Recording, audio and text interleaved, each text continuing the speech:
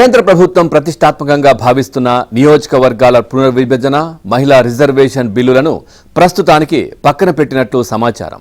ఇక రాజకీయంగా అనుకూల పరిస్థితులు నెలకొన్నాయని కేంద్రం భావిస్తోందని, ఈ నేపథ్యంలోనే ఈ నిర్ణయం తీసుకున్నట్లు అధికార వర్గాలు తెలిపాయి. ఇక పార్లమెంటు వర్షాకాల సమావేశాల్లో డీలిమిటేషన్, మహిళా రిజర్వేషన్ బిల్లును ఆమోదింపజేసుకోవాలని కేంద్రం తొలుత భావించింది.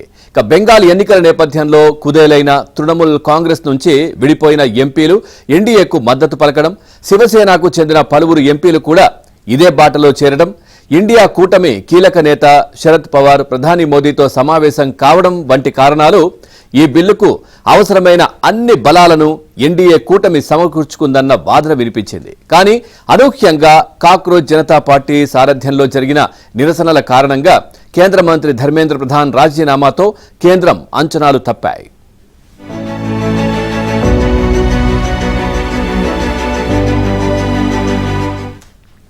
ఢిల్లీలో విద్యార్థుల మీద లాఠీచార్జ్, పెల్లెట్ల ప్రయోగం నేపథ్యంలో కేంద్ర హోంమంత్రి రాజీనామా చేయాలని పార్లమెంట్లో విపక్షాలు గట్టిగా డిమాండ్ చేస్తున్నాయి. ఈ పరిస్థితుల్లో డీలిమిటేషన్, మహిళా రిజర్వేషన్ బిల్లులను ముందుకు తీసుకెళ్లడం కష్టమని కేంద్ర ప్రభుత్వం భావిస్తున్నట్లు తెలుస్తా ఉంది. వచ్చే వారం కూడా పార్లమెంట్ ఎజెండాలో ఈ బిల్లులు లేవని అధికార వర్గాలు వెల్లడించాయి.